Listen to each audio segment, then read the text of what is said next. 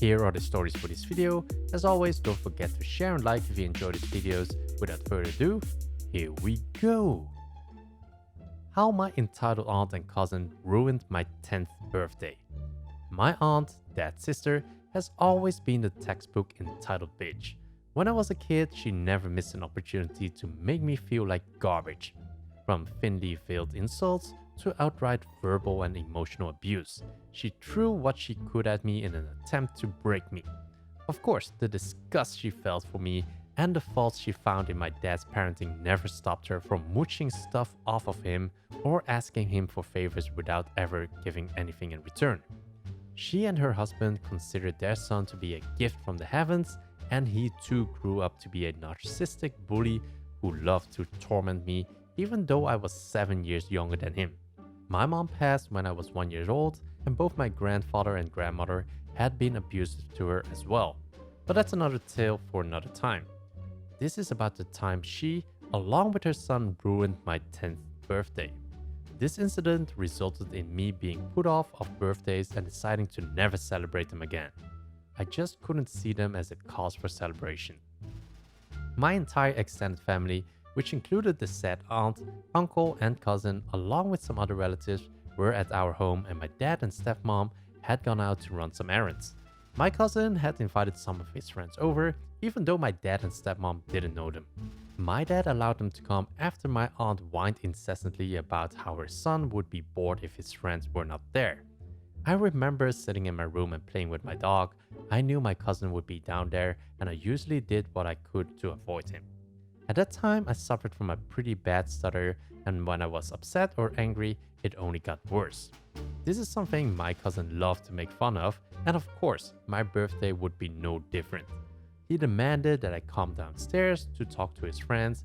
When I refused, his mother told me to stop being rude and do as I was told. I was a powerless kid, so I really had no other choice.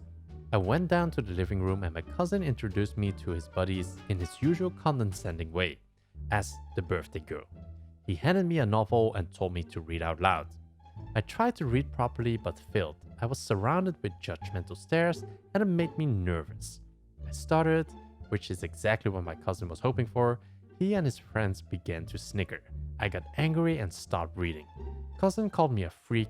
His friends looked at me as though I was on a display at a zoo exhibit. I wanted to prove them wrong, that I wasn't a freak, that I could read. I tried reading again. This time, on account of me being angry, the stutter was much worse. My cousin decided to mock my stutter and all but one of his friends roared with laughter.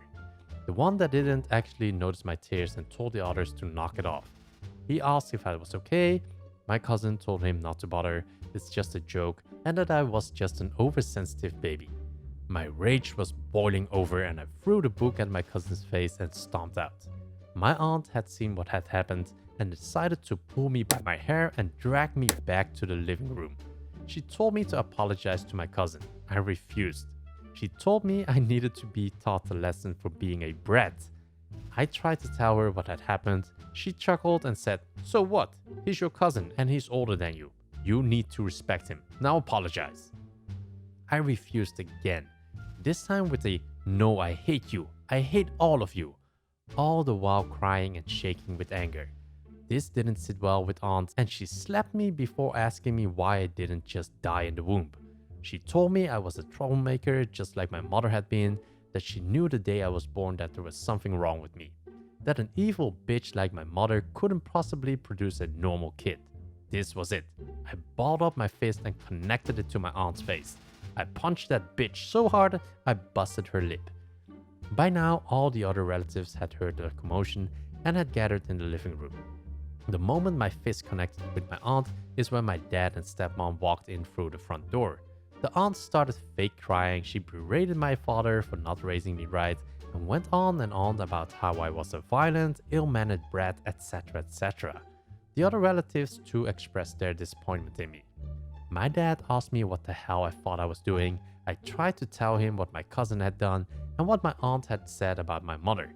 Unfortunately, my stutter reared its ugly head again, and all that came out of my mouth was gibberish. My tears were flowing again. In the meantime, my cousin had decided to take all his friends and bail. I was punished for my beastly conduct. My birthday celebration was cancelled. My dad called my friends and asked them not to come over. I didn't cut any cake. The presents I was to receive from my parents were stocked away. I was banished to my room and stayed there for the rest of the day. I ate lunch and dinner alone. The next morning, no one spoke to me. I was given my breakfast platter, which I ate in my room. That afternoon, my cousin's friend, the one who told them to stop bullying me, came over. He told my dad what my cousin had done and what my aunt had said. My dad sat me down and apologized to me, but added that it was still wrong of me to punch my aunt. I just sat there silently. I was emotionally numb. My dad kept telling me he loved me and that he was sorry. I just coldly stared at him. My stepmom suggested a belated birthday celebration. I refused. I told them I didn't want a birthday party and that I wouldn't celebrate my birthday ever again. I kept my word. Every year since that day, my parents would ask me what I wanted for my birthday, and I always replied nothing at all. I would ask them not to get any cakes and not to invite any guests. The day I was born now meant nothing to me.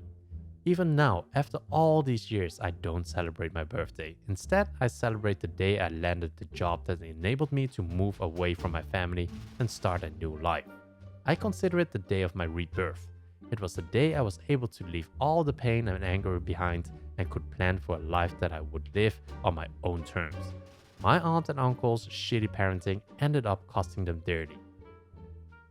EM yanks my mom's prosthetic arm off after demanding disabled parking spot. So this story takes place somewhere in the late 90s, early 2000s. Backstory. My mom was in an accident when she was 14 and lost her right arm. She has about 1/4 of that arm left that she calls her stub. And to be honest, the loss hasn't done much to derail her. She drives, she has a joystick-esque thing which sticks out of the wheel and she turns it like she's steering a ship. She calls it her knob, loudly and in public. She worked for a long time until she started having issues with the arm she does have, and she's generally been the person in the family to host, prepare all events, and do all the labor. Honestly, she's my hero. But you're here for the story, so here it goes. Mom and I go to the supermarket at the busy hours on the weekends because we couldn't make our usual after-school weekday trip when things were less crazy. We go around the whole parking lot twice, as do a row of cars behind us. And we finally managed to nab a disabled spot right by the entrance because someone was leaving as we approached. Now, my mother rarely uses the disabled parking, even though she is permitted, because she always says people who can't walk etc. need it more, but again, she is permitted and there weren't any other spaces. After we park and get out, we hear a car honk a few times, followed by "excuse me" as a woman runs up from behind. Catching us just before the entrance to the store, this woman literally left her car running in the middle of a busy parking lot, causing a massive powwow. So, Karen, that's her name now, catches our attention with her shouting, and when we turn around, we're greeted with her "Can I speak to manager" haircut, 90s edition, and about half a dozen kids ranging from goth teen to a toddler in her arms. Karen then goes on to explain how the spot my mom just parked in is for disabled people in an accusatory tone. My mom was wearing her prosthetic arm underneath her long-sleeved denim coat, overly big so the fingertips of her prosthetic were barely visible. So it was an honest mistake, even though it was a little odd the way she abandoned her car and ran up to us with her entire litter. Still, my mom smiles and proclaims, "Don't worry, I'm allowed to park there," and we turn back around. That answer wasn't good enough for Karen. Suddenly, Karen and her kids are in front of us, and she's giving the toddler to another of her children just so she can fold her arms and pout. "As you can see," she gestures towards her kids, "I have a lot going on and I need that spot more than you do. You only have one child." Now, I must have only been 6 or 7, but even I knew the difference between disabled parking and those spaces reserved for parents with small children. I said something along the lines of, "You need a disabled badge to park there. It doesn't matter how many kids you have," in 6-7-year-old lingo, and this woman took major offense. She goes off on a major rant about how being a mother of all her children was hard, how she was having an awful day, week, month, and how it's not fair that my mom, who looked perfectly fine, had tricked the government into getting a badge that lets her park in a spot that Karen should obviously have instead. As she rambles about this, she looks around, garnering the attention of other shoppers, and is doing that "don't you agree with me" thing that people do to validate themselves, but never gave anyone a chance to respond because she was already on to the next person. My mom grabs my hand and tries to lead me around Karen, ignoring her entirely, but Karen keeps stepping in front of my mom, demanding her spot. She's getting increasingly annoyed and loud. I remember asking my mom several times if I've done something wrong because my response seemed to have triggered this rant, but she kept reassuring me it was fine and that I should just ignore her, which annoyed Karen even more. This goes on for about 5 minutes, a very long 5 minutes, before my mom finally snaps, "I have one arm," silencing Karen mid-sentence. I used to wonder why she didn't just tell Karen the specifics earlier, but as I've grown up, I've come to realize that it wasn't anyone else's business, and I can see why my mom wouldn't want to take her jacket off, which is kind of a chore for her, and pop the prosthetic just to prove something. So we begin to walk around Karen again, but barely make it 5 feet before we hear her go, "Bullshit." What happens next is seared into my brain. Karen storms up to my mother and tries to undress her, the denim jacket, and is just shaking, calling my mother a liar, and my mother goes into full fight to the death mode because physical altercations are obviously more intense scary for her. She starts scratching, flaying, kicking, and even tries landing a headbutt on Karen, and as she does this, one of Karen's children attempt to jump in and help their mom, which leads to me jumping in to help mine, and suddenly I'm brawling with her kids. This couldn't have lasted longer than 30 seconds. It was enough time for people to stop and gather, but not enough for anyone to react with a stop to it. I can't imagine what it must have looked like. 2 women in their 30s fighting as their children do the same by them. But it all came to a stop when somehow Karen manages to yank my mom's denim jacket from her and off pops her prosthetic with it, crashing to the ground and resulting in a universal gasp that shook the entire parking lot. Okay, exaggerating, but it was definitely a moment. All that's left on my mom's arm at this point is the suction pad and sharp nail-like hook that slots into the prosthetic. It looks like a blade sticking out of her stub, and without missing a beat, my mom raises it to Karen and in a sarcastic tone goes, "Come on then." I wish I was old enough at the time to realize how hilarious that was.